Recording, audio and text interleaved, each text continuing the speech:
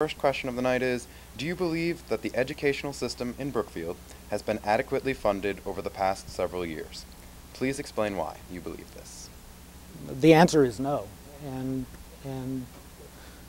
part of the reason, well, the reason I say that is that the town elects Board of Education members who work with the administration hard for months, digging into all aspects of the educational program. This is a complicated system, 750 plus line items, 4 schools, 3,000 kids, hundreds of employees, many programs, a lot of them mandated federally or by the state, and demands and expectations by everybody in the community to perform well. And after going through all the process of really scaling back and trimming down as much as you can, while the primary goal is to provide education for the kids. I mean, we're all in it for the kids. That's why Board of Education members are in it.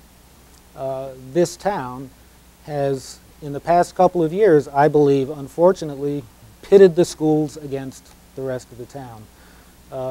And so we don't have the conversation about values. We don't have the conversation about what it means to increase to maintain adequate class sizes. We don't have the conversation about what the results are of what we're doing today. And quite frankly, even messages that we give to potential, to the business community of people who may want to look at Brookfield as a place to invest, when we as ourselves don't even provide the voters with the opportunity to look at a budget that maintains levels as we did last year, cutting the education budget by $80,000. If we're not investing in ourselves, I don't know how we can expect businesses to. So, no, we have not. Thank you. Mr. Pata, same question. I would agree. I don't feel in any of the 4 budget sessions that I've been a part of that we have adequately funded our Board of Education. Each budget session I've always wanted more money to put in. Some years we got a little bit more, some years we didn't. Last year we were short by $80,000 or so dollars. It's a difficult process going through the budget session, trying to find a perfect balance for the town side and education side.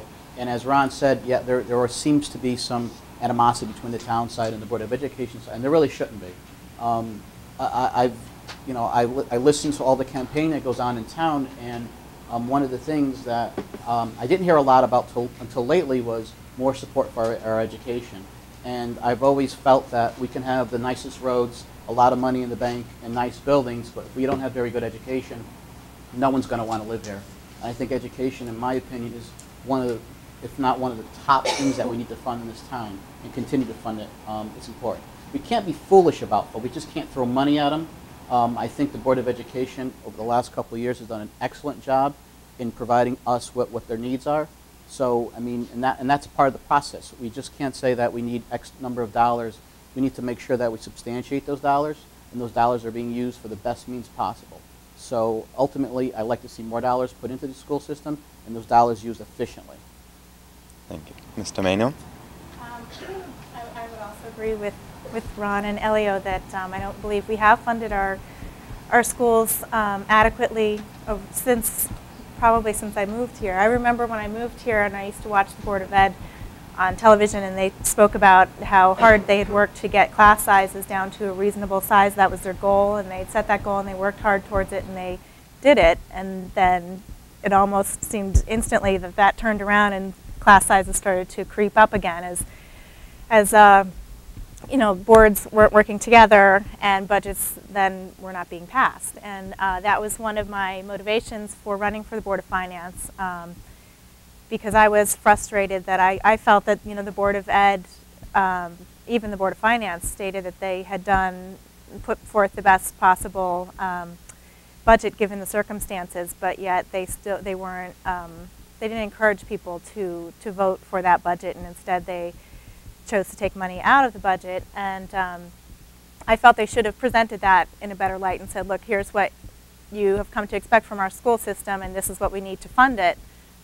And so I feel like we could do a better job at communicating to people what the value is in their tax dollars and getting budgets passed on the first round.